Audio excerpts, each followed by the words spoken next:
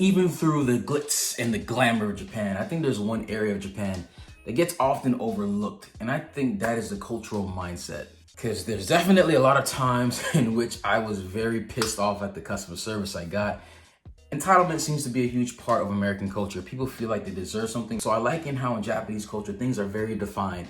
This is defined as little love, a lot of love, and a lot of love. Konnichiwa, minasan. Kyo desu. It is well known that Japan has one of the most unique kind of cultures in the world today. It's a mixture of the old and the new, being one of the most oldest countries on the planet, having some of the most influential works in media and entertainment, and so much more. But even through the glitz and the glamour of Japan, I think there's one area of Japan that gets often overlooked, and I think that is the cultural mindset. I definitely think Japan has some of the most interesting social dynamics and thoughts and patterns of thought when it comes to dealing with people. And I want to list here some of the things I miss about Japan compared to America as far as the human thought is concerned. When it comes to Japan, it's very well known that Japan has some of the most best customer service you will ever experience in the world today. And definitely when I came back from Japan to America, I definitely felt that because I actually had a lot of reverse culture shock coming to the US from Japan, because I recognized that Japan really has a kind of ethic or code of, looking out for the customer, making sure the customer is pleased and satisfied with their experience. Even, for example, barbershops, they tend to even massage you, wash your hair, do all of that. While in America, it's mainly trying to get people in and out the chair as much as possible or fast as possible. Because American customer service can be a little bit of hit and miss depending on where you live. And I found in America, the more nicer or upper the economic ladder the community is, the more customer service based or the best customer service you receive is definitely from these communities. Well, if you go to more poverty or more low economic areas, you tend to find a bit more customer dissatisfaction. But I think overall Japan nails that essence of always trying to please the customer, do whatever it takes to make sure the customer has the best experience, even when it comes to working.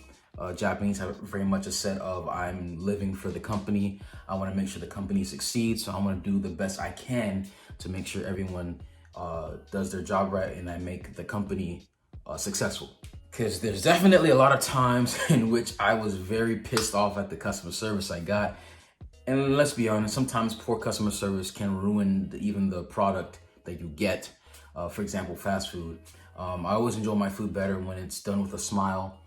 When people are very respectful, but when it's rude workers, employees, I tend not to like it as much. What I also miss about Japan is the fact that Japanese tend to care about the overall group and they're not as individualistic compared to Americans. Now, I'm a firm believer that there needs to be a hint of individualism.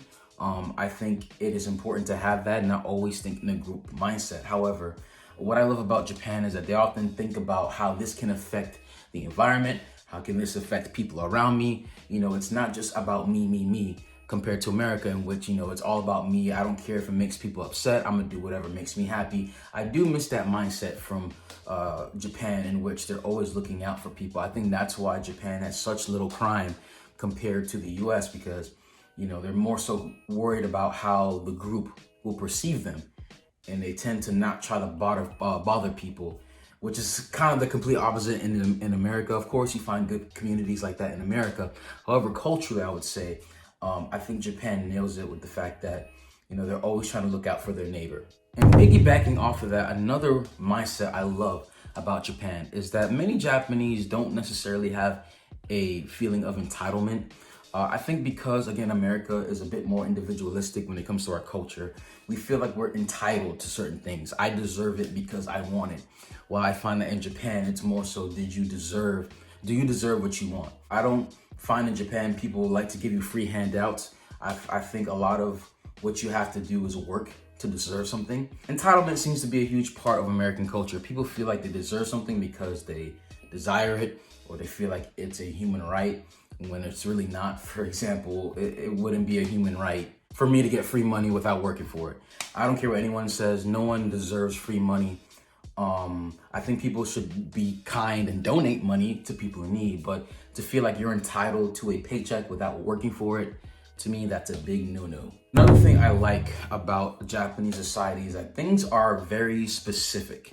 When it comes to even how you talk to people, it can address, your status, honorifics, giving certain words have a bit more weight to them. While in American culture, and it's reflected in our language as well, one word can have various levels of impact. When I say I love you, in Japan, if you were to confess love to somebody, it would be daisuki, because aishiteru is a bit too intense.